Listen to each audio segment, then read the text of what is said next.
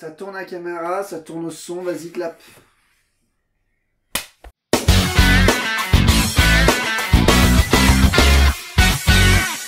Bonjour et bienvenue dans cette 6e FAQ du doublage. Allez, on perd pas de temps. Fantin nous demande innocemment pourquoi dit-on un carton de doublage. Eh bien, c'est un héritage du cinéma d'antan et particulièrement le cinéma des années 40-50.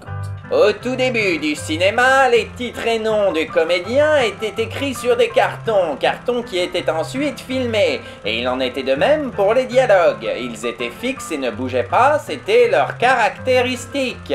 Plus tard, la technique s'est élaborée avec des textes en surimpression sur d'autres images, mais néanmoins toujours immobiles. Ils ont donc conservé ce nom de carton avant qu'apparaisse le fameux générique tel qu'on le connaît aujourd'hui et qui a petit à petit remplacé le carton. Aujourd'hui, le nom des comédiens apparaît à la toute fin du générique. Après la scène post-générique de Marvel, après la certification THX, après tout, vraiment à la toute fin. Il dure généralement très peu de temps, mais surtout, il est immobile. C'est un texte blanc sur fond noir qui ne bouge pas. Et à l'usage, on a préféré le terme carton au terme générique qui semblait moins approprié. La France double les films qui sortent dans ses salles, mais est-ce le cas partout en Europe ? Bonne question Walter Start, et heureusement pour nous, Wikipédia nous a préparé une très jolie carte. Alors on distingue bien en rouge les pays qui font très souvent du doublage, comme l'Allemagne, l'Italie, l'Espagne et bien évidemment la France. On distingue également nettement les pays en bleu qui, en dehors des programmes pour enfants, préfèrent sous-titrer films et séries plutôt que de les doubler. C'est le cas notamment dans toute l'Europe du Nord, le Danemark, la Norvège, la Finlande. On note également la présence du Royaume-Uni, une présence à relativiser néanmoins.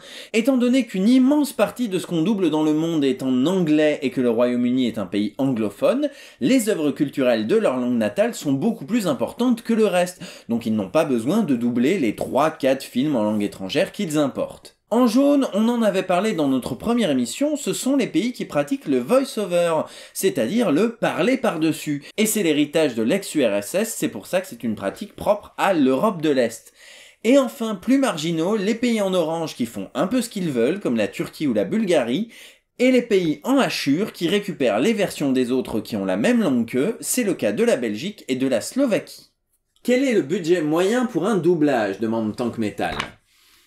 C'est impossible de répondre. Et je ne dis pas ça pour me dédouaner ou pour ne pas donner de chiffres, parce qu'en France on a un problème avec l'argent et insérer ici des bullshit. Non, je ne peux juste pas, parce qu'il n'y a pas de budget moyen. Parce qu'un budget, ça dépend de plein de choses, et majoritairement du temps imparti. Plus on a de temps, plus on a d'argent. Et autant il va y avoir des films de cinéma où on va passer 2-3 semaines, autant il y a des DTV tout pourris pour NT1 qu'il faut avoir fini à la fin de la journée. Et puis c'est pareil pour les séries, il y a des séries où on va doubler un épisode par jour, et des séries où on va en doubler 6. En termes de casting, c'est la même chose, plus il va y avoir de personnages, plus il va falloir d'acteurs. Un huis clos avec 4 protagonistes va pas du tout coûter la même chose qu'un blockbuster catastrophe avec plein de figurants.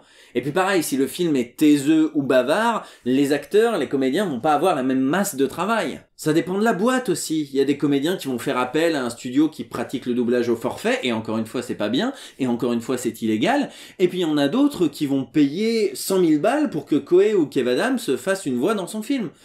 Ce qui est pas spécialement mieux. Et tout ça, ça va dépendre du client, du temps et de l'argent qu'il souhaite investir dans le doublage. Donc c'est impossible de donner une moyenne. On va trouver aussi bien des grands films à gros succès avec des stars au casting et qui vont coûter plusieurs centaines de milliers d'euros, peut-être même 1 million, on n'en sait rien. Et aussi bien on va trouver des animés japonais doublés au forfait et dont le budget comédien va jamais dépasser quelques centaines d'euros par épisode. Donc c'est vraiment impossible de donner une moyenne. Impossible. Squall nous demande, est-ce que les studios Dubbing Brothers ont déjà produit de très mauvaises versions françaises ?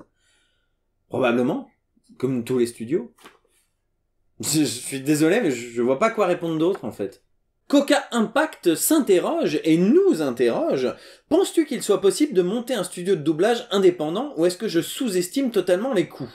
Il n'y a pas que les coûts que tu sous-estimes, mon cher Coca Impact. Le premier truc à faire quand on veut lancer une entreprise, quelle qu'elle soit, c'est de faire une étude de marché. Regarder où en est l'offre, où en est la demande dans ce secteur.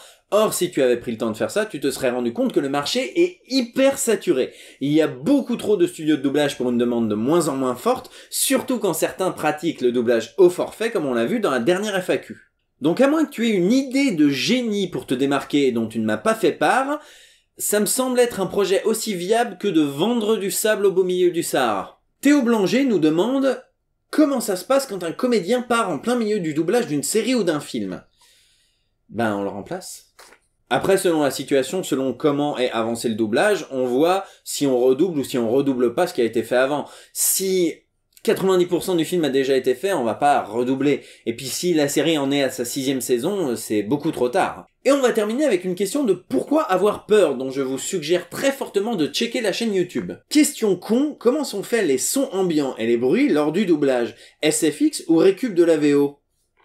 Bah c'est pas une question con du tout, ça, c'est même une très bonne question, et c'est vrai que c'est quelque chose que je n'ai que survolé jusqu'à maintenant. Quand on confie le doublage d'une œuvre à un studio, on lui confie également ce qu'on appelle la version internationale. C'est une bande-son sur laquelle il y a tout sauf les paroles originales, c'est-à-dire qu'il y a la musique, il y a les effets, il y a le bruit du vent, les portes qui se ferment, les sirènes de police, les hélicoptères qui passent, et cette bande elle est soit en 5.1, soit sur 6 canaux, soit sur 7 canaux, soit en Dolby Atmos.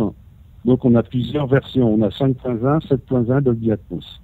Donc tu l'auras compris, une fois cette version internationale en main et une fois les enregistrements terminés, c'est au monteur et au mixeur d'insérer et de traiter nos voix dans la version internationale afin de correspondre le mieux à la VO. Voilà, cette 6e FAQ est terminée. N'hésitez pas à tweeter vos propres questions avec le hashtag FAQ du doublage, pas dans les commentaires, pas sur Facebook, sur Twitter.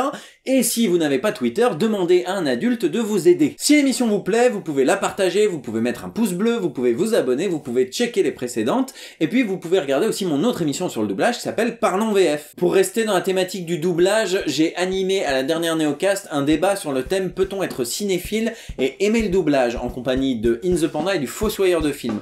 C'était assez intéressant, donc n'hésitez pas à y jeter un petit coup d'œil, c'est sur la chaîne de la Néocast. Quant à moi, je vous donne rendez-vous la prochaine fois. Salut!